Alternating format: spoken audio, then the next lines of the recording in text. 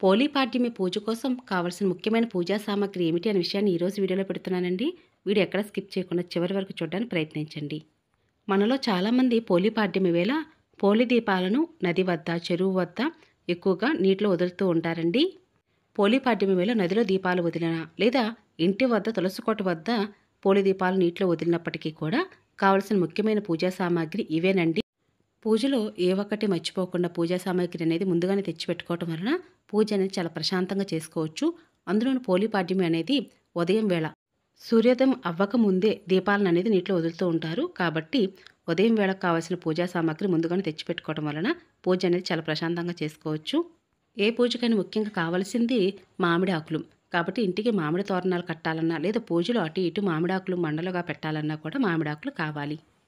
మనలో చాలామందికి తులసమ్మ వారు కూడా ఆనవాయితీ ఉండరండి. కాబట్టి మరి మేమెక్కడ పూజ చేసుకోవాలి అంటే తూర్పు ఈశాన్యం మూలగా మీరు ఈ పూజనైతే చేసుకోవచ్చు. అక్కడ శివపార్వతుల యొక్క చిత్రపటం పూజలో పెట్టి పూజ అయితే చేసుకోవచ్చండి. మీ ఇంట్లో తులసమ్మ ఉన్నట్లయితే అక్కడే పూల దీపాలను అయితే నీటిలో వదలవచ్చు. ఇంకా ముఖ్యంగా పూజకు కావాల్సింది పసుపు, కుంకుమ. ఏ పూజకైనా ముఖ్యంగా కావాల్సింది పసుపు, కుంకుమ అండి. అలాగే పూజలో తప్పనిసరిగా పసుపు, కుంకుమలు ఉండాలి. అలాగే ఇంట్లో కూడా ఎప్పుడూ నిండుగా పసుపు, కుంకుమలు ఎల్లవేళలా కూడా ఉండాలండి. ఇంకా ముఖ్యంగా కావాల్సింది అరటి డొప్పలైతే కావాలి. ఎందుకంటే పోలీపాడ్యమి వేళ పోలి దీపాలను అరటి డొప్పల్లో పెట్టి నీటిలో వదులుతూ ఉంటాము. అందుకు ముఖ్యంగా కావాల్సింది అరటి డొప్పలు. ఈ అరటి డొప్పలు కొంచెం పెద్దవైనా తీసుకోవచ్చు. మందంగా ఉన్నవి కాకుండా కొద్దిగా తేలికపాటిగా ఉన్నవి అయితే తీసుకుంటే నీటిలో మునగకుండా ఉంటాయి. ఒకవేళ అరటి డొప్పలు కనుక దొరకనట్లయితే ఇలా అరటి పువ్వులు కూడా ఉంటాయని మనకు మార్కెట్లో అవైలబుల్గా ఉంటాయి. ఒక అరటి పువ్వు రేకు మీద కూడా ఒత్తులు వెలిగించి నీటిలో వదలవచ్చు. అరటిడప్పుల్లో ఒత్తులు పెట్టి నీటిలో వదులుతున్నప్పుడు అరటిడప్పులు మునిగిపోతున్నాయి అనుకుంటున్నారా? అయితే కొబ్బరి చెప్పుల్లో కూడా ఒత్తులు అనేది పెట్టి చక్కగా వెలిగించి వదిలినట్లయితే నీటిలో మునగకుండా ఎక్కడ ఆగకుండా ప్రవాహంలాగా వెళ్ళిపోతూనే ఉంటాయండి నదిలో అయితే. ఇంటి వద్ద కూడా మీరు బేషన్లో నీటిలో వదిలినప్పుడు ఇలా కొబ్బరి చెప్పుల్లో కూడా ఒత్తులు వెలిగించి వదలవచ్చు. అలాగే ఏ పూజకైనా ముఖ్యంగా కావాల్సింది పువ్వులు, మాలలు కూడా కావాలండి. కాబట్టి ఈ మాల అయితే మనం తులసికోట వద్ద మీరు పూజ చేస్తున్నప్పుడు తులసమ్మ వారికి అలంకరణ చేయవచ్చు.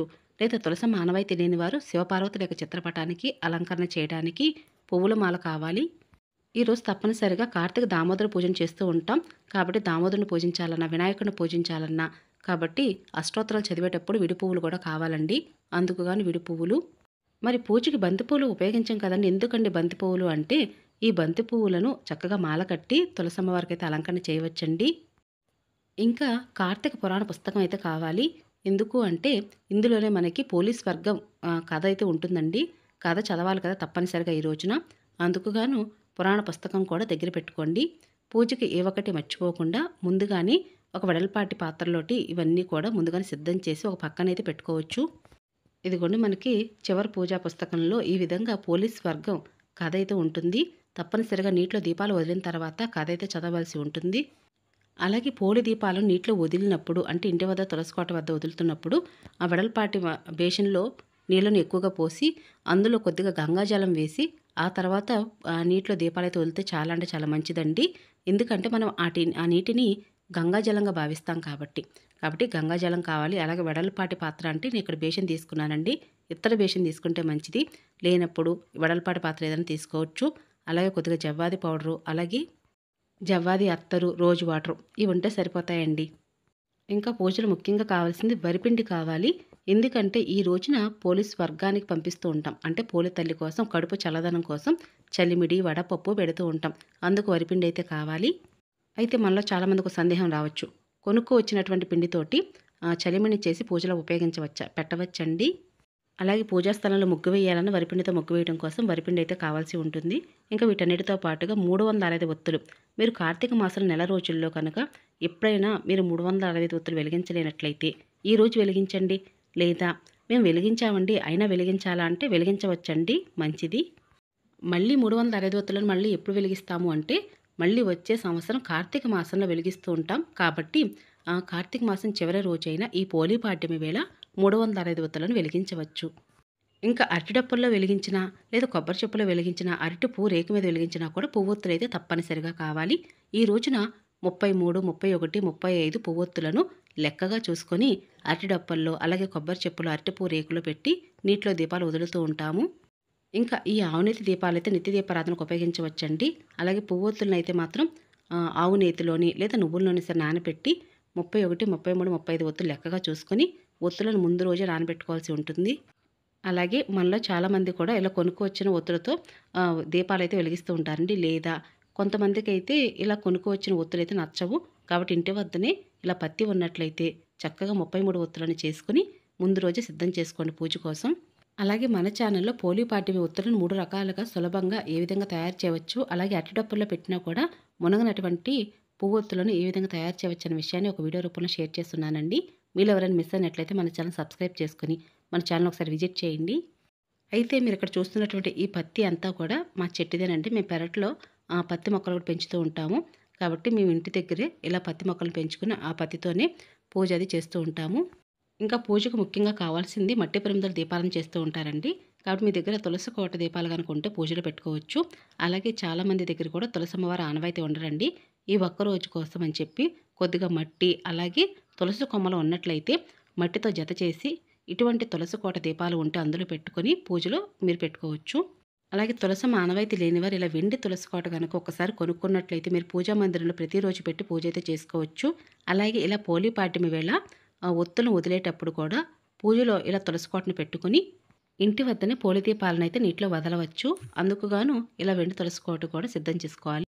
కార్తీక మాసం నెల రోజులు పూజ చేయడం కుదరనివారు అంటే ఈ ఒక్క రోజున పూజ అయితే చేయవచ్చండి. అలాగే కార్తీక మాసంలో రాతి ఉసిరికాయ దీపాలు కనుక వెలిగించినట్లయితే పోలి పాడ్యం వేళ వెలిగించండి. చాలా అంటే చాలా మంచిది. కార్తీక మాసం నెల రోజులు పూజ చేసిన వారు ఇలా పోలి పాడ్యం వేళ ఒత్తులను వదిలిన తర్వాత ముగ్గురికి 5గురికి ముత్తైదులకు తాంబూలం ఇస్తే చాలా అంటే చాలా మంచిదండి. అందుకని పళ్ళు అయితే కావాలి. ఈ పళ్ళనే కాదు అరటిపళ్ళు కూడా పెట్టవచ్చు.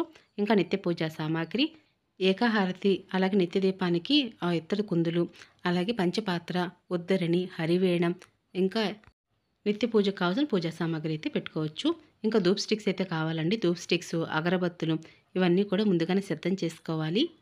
అలాగే తులసమ్మ వారి దగ్గర ఎక్కువగా కనుక ప్లేస్ లేనట్లయితే పూజ చేయడానికి మీకు అనువైన ప్లేసులో అంటే తూర్పు ఈశాన్య మూలగా తులసి కోటను పెట్టుకుని పూజ అయితే చేయవచ్చండి. కాబట్టి ఆ ప్రదేశం అంతా కూడా జాజుతో కానీ పసుపుతో కానీ అలికి ముగ్గులు పెట్టాలి.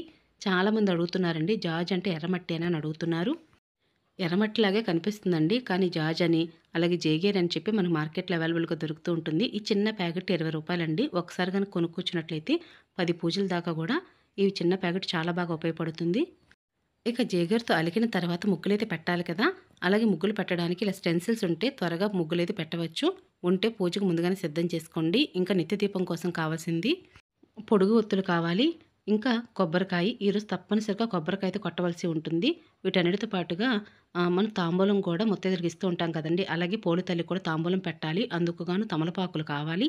తాంబూలంలో తమలపాకులతో పాటుగా పసుపు, కుంకుమ, వక్కలు, చిల్లర నాణాలు, ఇంకా మీ శక్తి కొలత జాయిటి ముక్కలు కూడా పెట్టవచ్చండి. అందుకు కానీ జాయిటి ముక్కలు కూడా కావాలి.